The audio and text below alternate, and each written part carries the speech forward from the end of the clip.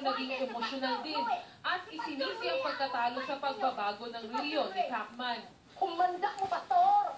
Kung makatulong ka mo sa kong anak, karong labana, mauna na ang akong ipaabot ninyo! Nagpuyo ang akong anak, Regina, inyong ikoy-koy! Kinsa ka na yung malangan nagpaano? Sa bahay ni Pacquiao sa Laguna, tahimik at maluha-luha ang mga kasambahay at driver ni Pacman. Hindi po namin in-expect yun na magaganon eh. Pero si Lord lang nag-alam sa buhay.